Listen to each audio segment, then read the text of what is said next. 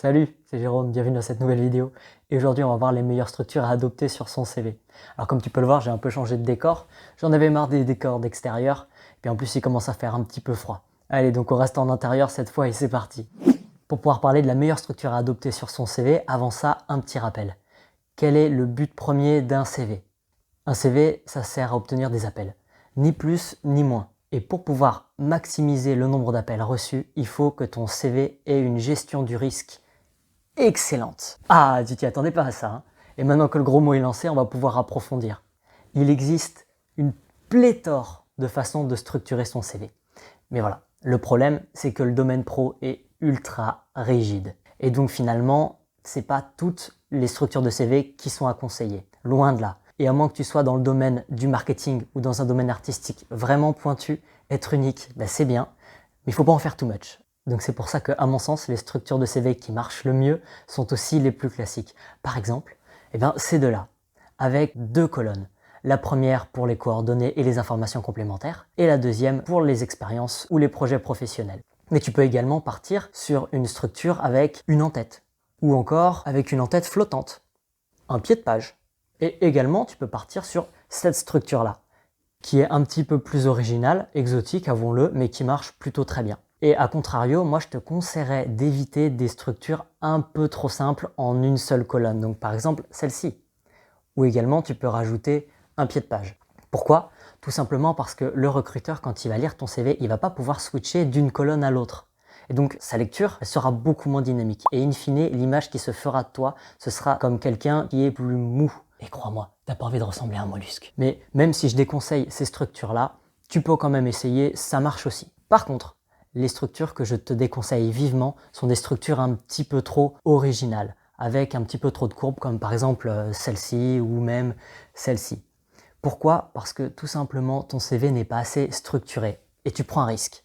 Le risque que le recruteur se dise que si tu n'es même pas capable de structurer ton CV, comment est-ce que tu seras capable de structurer, je ne sais pas, les actions dans ta vie professionnelle? Donc ça peut le rebuter et ça peut être plutôt discriminant sur ton CV. C'est pour ça que dans les vidéos qui vont suivre, on va voir ensemble, pas à pas, comment rédiger son CV sous Word. On va prendre une structure qui, à mon sens, est la plus classique et qui marche le mieux, celle-ci.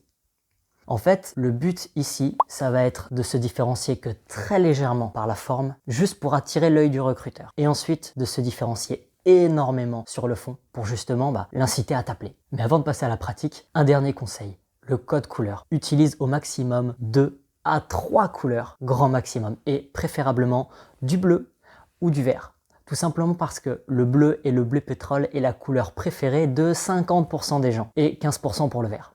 Donc tu peux par exemple utiliser une association entre le noir, le blanc et le bleu, qui donnera au recruteur l'image de toi comme quelqu'un étant très sérieux, qui fait un travail de qualité et quelqu'un de fiable. Et donc ça lui donnera beaucoup plus confiance. A contrario, évite les couleurs comme le jaune, le marron ou le orange, qui dans la culture occidentale uniquement est considéré comme quelque chose de bon marché ou réservé au secteur du divertissement.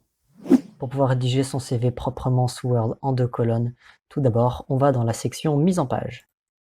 On prend les marges étroites, ici, et ensuite on va dans Insertion, Tableau, et là je te conseille d'utiliser 3 colonnes, et non 2, bien 3. Et tu vas voir pourquoi. Une fois que j'ai fait ça, je vais dans Insertion, Forme, et là je vais insérer un rectangle, pour pouvoir faire la colonne de gauche. Direction remplissage, et là je vais prendre un petit bleu pétrole. Donc qu'est-ce qu'on va prendre? On va prendre celui-là. Ok. Donc on a ce bleu pétrole. Également, on enlève les contours. Très bien. On le place en haut. On étire sur toute la page. Ok, c'est pas mal. Et maintenant, surtout, ne pas oublier de mettre le texte par-dessus. Voilà.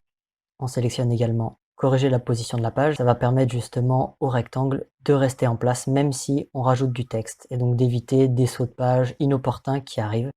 Maintenant, à nouveau insertion, forme. On insère un deuxième rectangle. Et là, on va prendre un bleu un petit peu plus clair. Direction remplissage, autre couleur.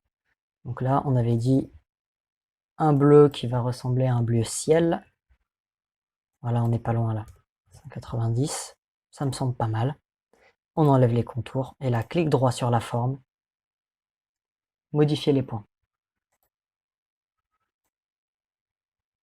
Voilà, et maintenant je le place sur la première colonne.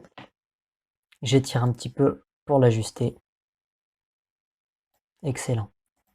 On n'oublie pas le texte par-dessus. Et également corriger la position sur la page. Ok.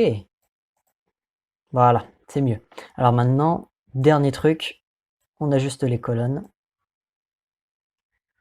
Comme ceci. Donc tu vas voir en fait la deuxième colonne sert uniquement à séparer en fait la première et la troisième colonne sur laquelle on va écrire. Et voilà la première étape pour pouvoir structurer son CV.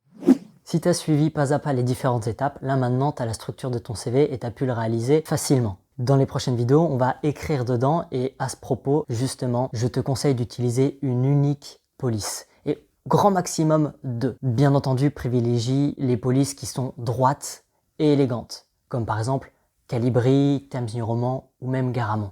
Et évite les polices un petit peu trop rondes comme Comics sans MS. Donc je te rappelle qu'un CV est là pour pouvoir présenter ton profil, tes compétences et également montrer les atouts que tu as par rapport aux autres candidats. Et enfin, gérer les risques pour maximiser les appels. Et maintenant, j'ai une petite question pour toi. Quelle est ta structure de CV favorite? Écris-moi ça dans les commentaires. Si la vidéo t'a intéressé, tu peux t'abonner. Lâche un gros pouce bleu. Dans la prochaine vidéo, on va voir comment rédiger ses expériences sur son CV de manière efficace. N'oublie pas, on avance ensemble. Et moi, je te dis à la prochaine.